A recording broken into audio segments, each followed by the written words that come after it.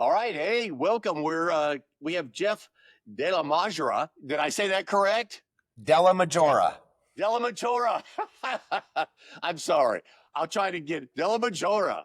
And he's running for treasurer of the state Republican Party. And the convention is coming up in June. And we wanted to get him on for an interview, get more information on Jeff, see where he stands on some issues. And Jeff, first of all, tell us, what part of the state do you live in and what congressional district do you belong to? Well, first of all, Steve, thanks for having me on and allowing me this opportunity. I'm grateful for that. And I live in West Midtown in Atlanta. I'm just on the backside of Georgia Tech in the 6th Congressional District. And they're allowed to have Republicans in the city of Atlanta? Is that the case? Or did you sneak in? Or did you sneak in and they don't know you're there? Well, I think there's a lot more of us than we believe, and it's just a matter of getting people a little bit mobilized and activated and understand what's at stake. Absolutely. I believe you. I'm with you wholeheartedly. One thing we always try to do is we try to highlight our local economy. And we're big on doing locally owned businesses and highlighting. We don't do paid promotions. We just do shout outs. Do you have a local business in your area that you'd love to do a shout out to and let everybody know about? Sure. 24 years ago, when we moved over to the West Side, there was no infrastructure for residential.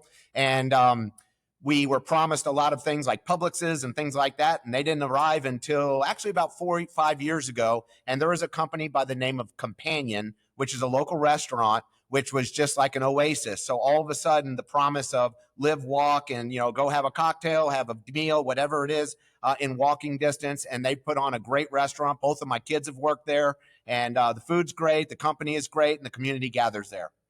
Awesome. So if you're in the area, Jeff's giving you a good tip. Go try it out. Locally owned business. Yes, sir. Hey, and Jeff, you're running for the treasurer's position. Tell us what got you involved in state politics. So that's actually one of the greatest questions, Steve, is there's a statement that my wife and I have lived by for about the last decade. And it is the first quarter of your life, don't screw up. Second quarter of your life, make some money. The third quarter of your life, chase your passion. And the fourth quarter of life, give it all back. And so we've repeated this to each other for about a decade. And in 2020, I got to see some major irregularities in the election, that things you can't unsee. And then, dealing with the COVID response.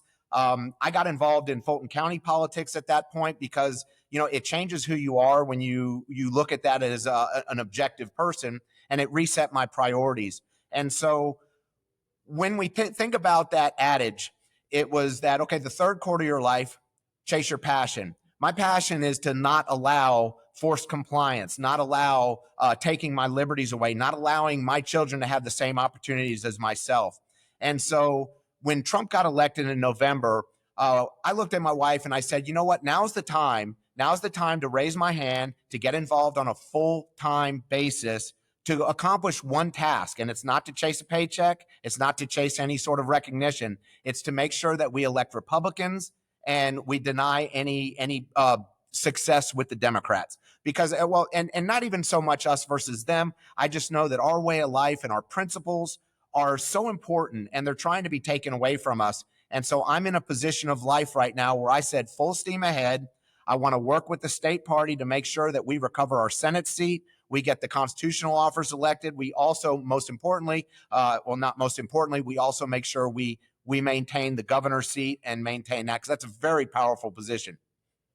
Right, and especially that Senate seat with John Ossoff in that seat. That's a big target coming up here. Yes, sir.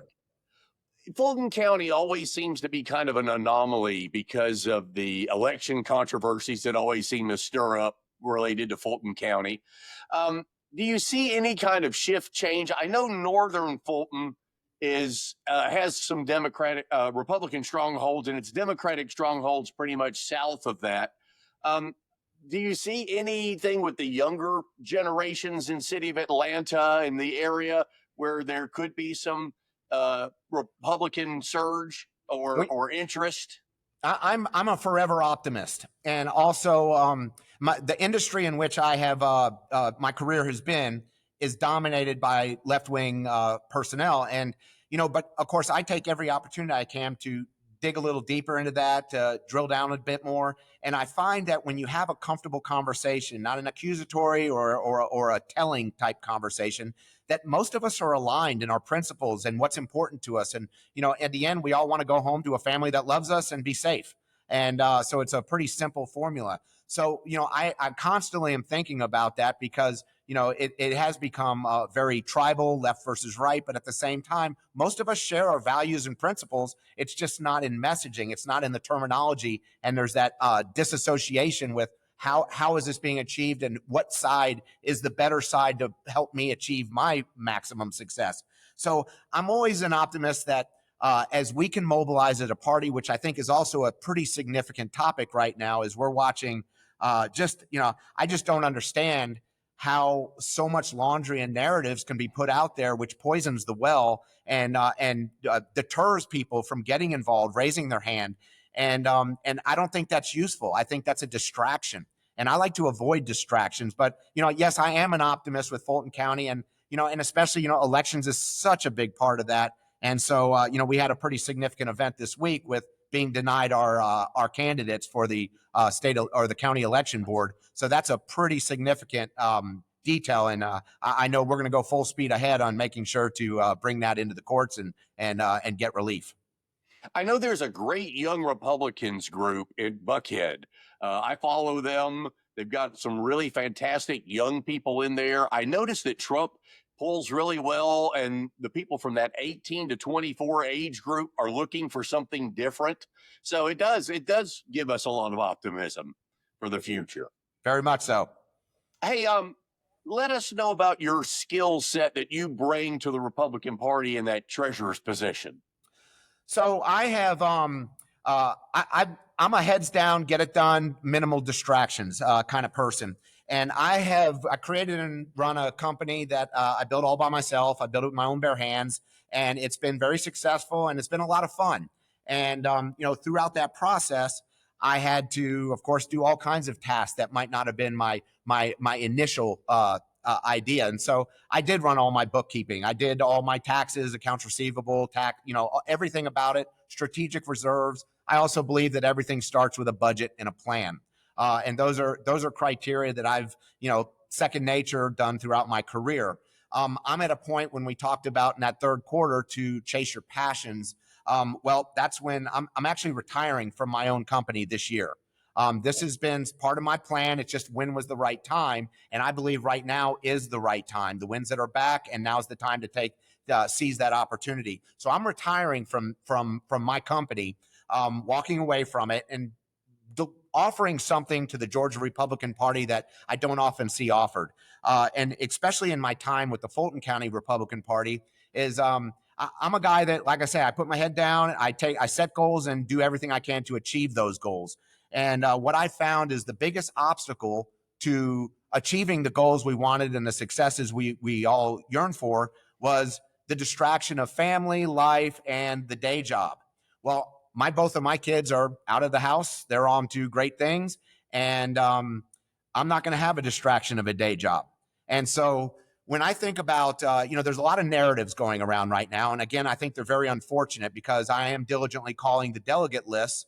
And I'm finding that these narratives are in a majority of the delegates' heads. So I'm taking the time to talk about the pragmatism around what these narratives are, what they mean, and also why they're maybe not worth chewing on and definitely not worth the distraction that they are given.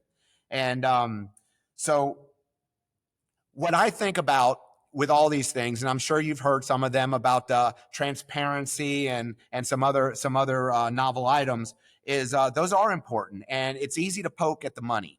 And I'm competent professional and qualified to do the tasks of the treasurer's duties. But also I think to myself, where some of these allegations that have come up, they've come up in a way where, hey, is this going on? Are they spending money for this or that? Well, most of these have been uncovered by the bookkeeper, which is our full-time employee with the Georgia Republican Party. And I think to myself is, well, why isn't the treasurer noticing some of these things? And so I think, well, how am I going to make sure that as a representative for the Georgia Republican Party, especially in the sensitive nature of the finances, how am I going to obliterate that narrative and make sure that transparency exists? Well, there's a software that most of us know called a CRM, a client relationship manager like ACT or Salesforce. And I know that all of my career, we were measured by our activity, our results, what we have in the pipeline, what's next, what our plans are, and achieving those, all measured by, a third party with a CRM report. And much like an expense report, where if you wait to the last day to do an expense report or CRM entry, well, it might not be the total landscape of the view. It might not be complete. There could be lots of details missing because you're just trying to rush through it and get it done. And I know that deadlines, especially with FEC filings, are very, very specific, and being late is not an option. And of course, if there is something left out, you can always go back for an amendment, but I don't really like amendments, and that would be something I would avoid. So what I think about is how are we going to mitigate the transparency narrative and make sure that if there is something, part of human error that might end up in the finances, how are we going to nip it in the bud quickly and rectify it right away? Well, my intent is, because I'm going to bring something that I haven't seen much in politics, is a full-time commitment to the job.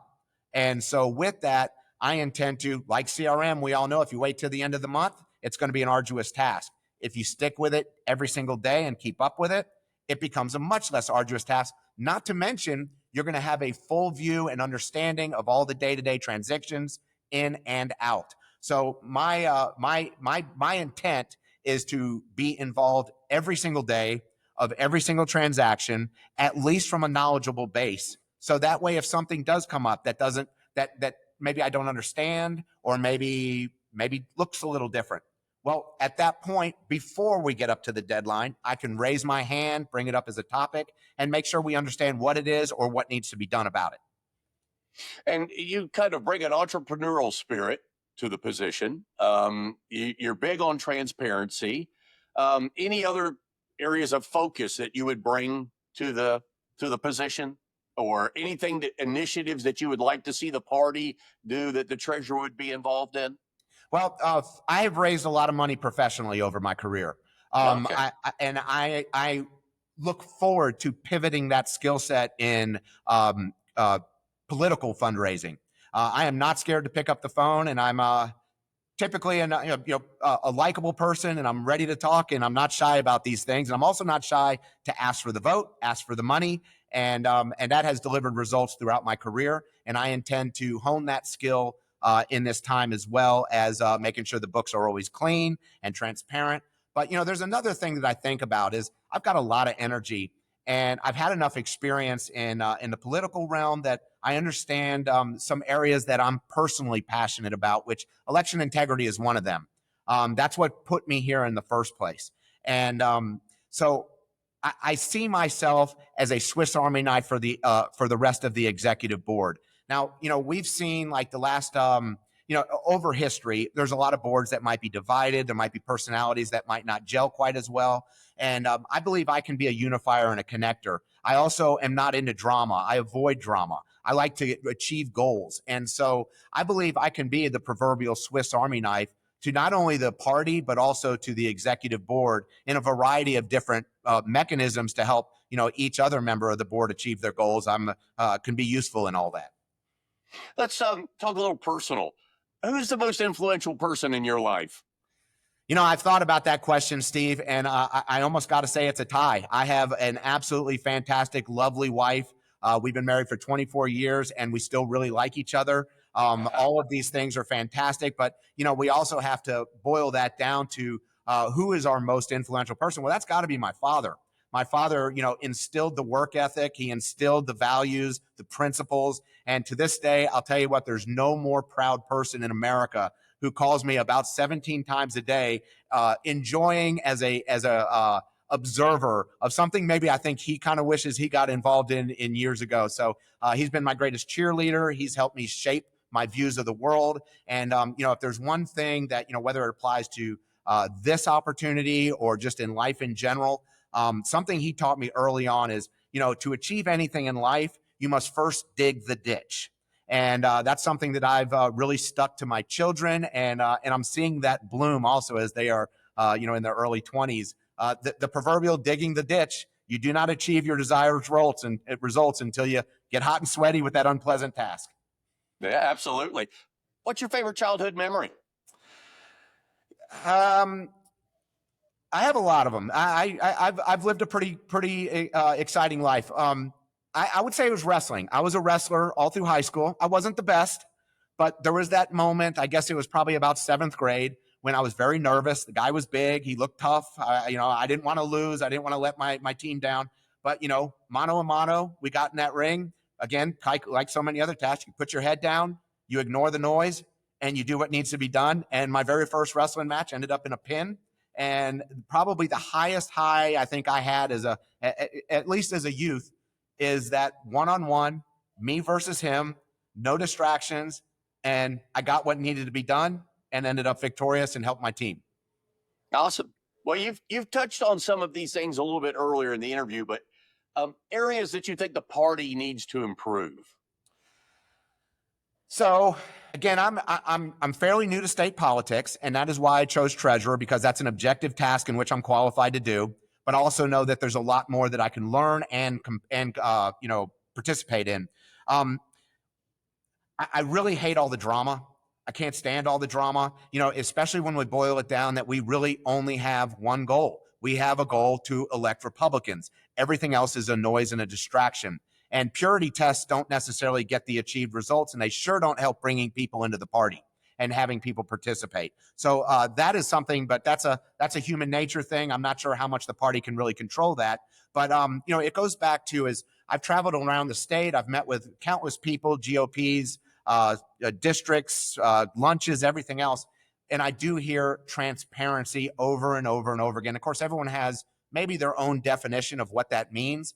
And so I've spoken with many people that have served in the past as well as are currently serving about how can we achieve that. Now, we also know that it's a give and take. We don't want to just publish our financial reports on our webpage because that can be used as cannon fodder against us, spun, clipped and channeled into different ways, and that's not going to help any of us. So there's got to be a way to make sure that it is available to all Republican voters to dispel these distractions so we can all move in the same direction of where we need to be. And that may be, a login to the state GOP website to at least put that one barrier in place.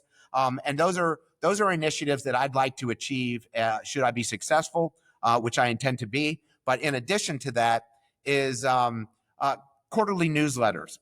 Is something I'm willing, capable, and able to do that we can talk about, high level, 30,000 foot views of where our finances are, maybe what our goals are, how close are we to achieving those goals, and with my phone number and email attached to it. I am a person that does answer my phone and also respond to any email that comes. Awesome. Any areas that you see where the party is right over the target and they're doing it right?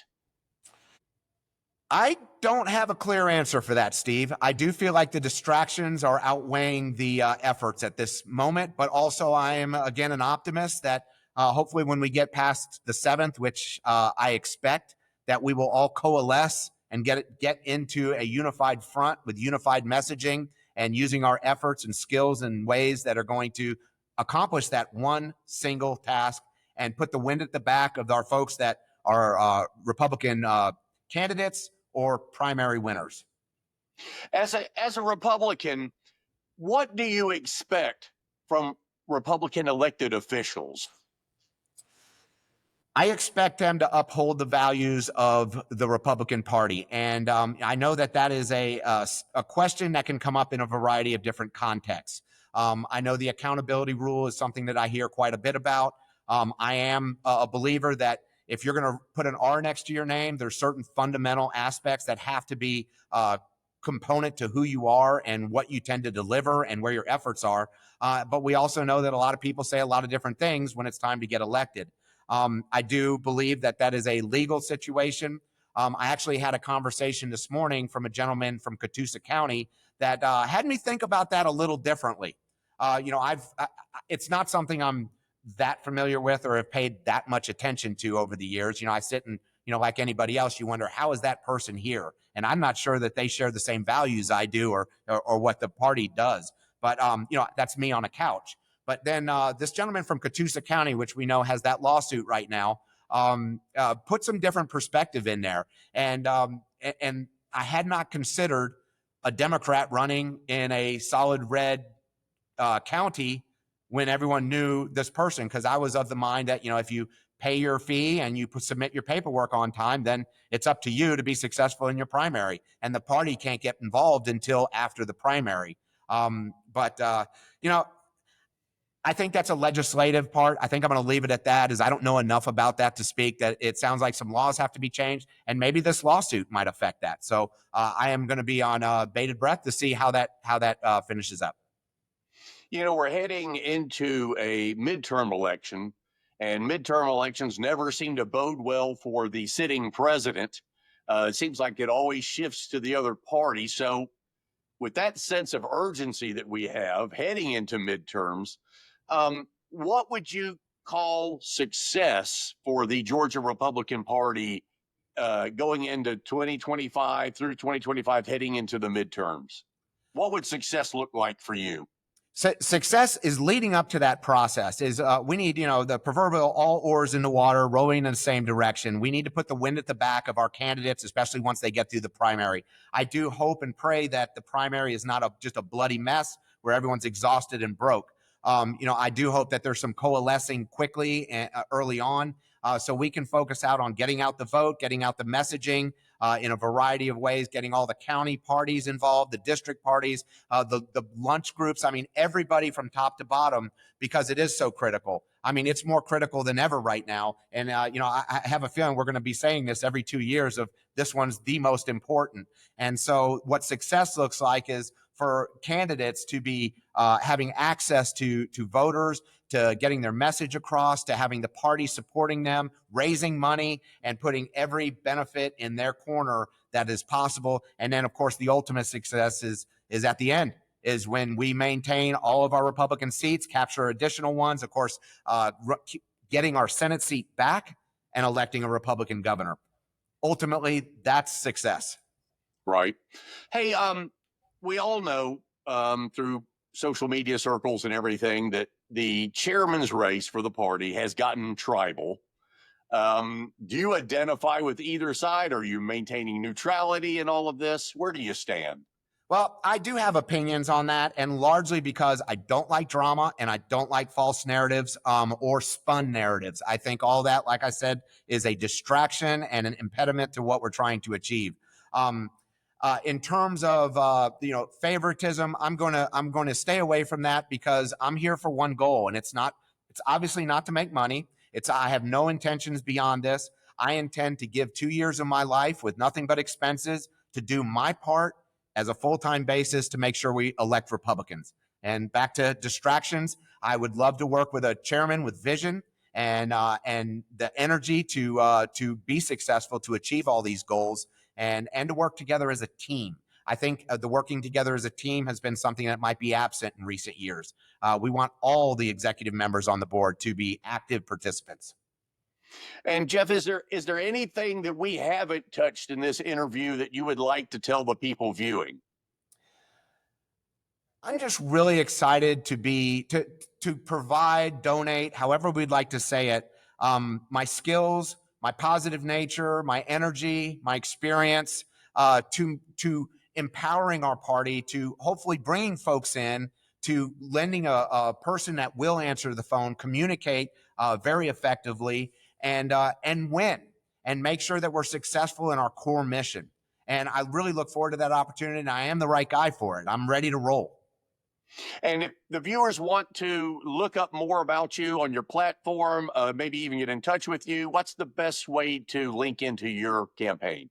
Facebook is probably the best way and seems to be by far the most active way. And it is facebook.com, and it is Jeff, Jeff, the number 4, GA GOP. Awesome. Well, Jeff, thank you for carving out some time with us. We really appreciate it. And we appreciate your willingness to run. Thank you very much. Thanks for having me. And I look forward to seeing the delegates in June. And I am ready to get started. Thank you. Have a great afternoon and a great long weekend, and happy Memorial Day. Thank you. Thank you. Hi, we hope you've appreciated this interview. We love doing these long form interviews, getting to know the candidates. And if you know a delegate who's going to the state convention in June, please share this with them. They need to hear all these interviews so they can make an intelligent decision. Hey, if you would, please like, subscribe, and share with our channel. We would appreciate it. That's what makes the channel work. It helps us get more interviews and helps us get more views in the world out there. If you want to as well, if you want to do something on your own, if there's an issue that you're passionate about that you'd like to say something about, we're willing to give you a 3-minute short clip. If you want to send the pitch to editorialinterchange.net, we'd be glad to review it. And if it's a go, we'll put you on and we get you on our channel pitching your own view. So thank you for watching, and we'll see you at the next interview.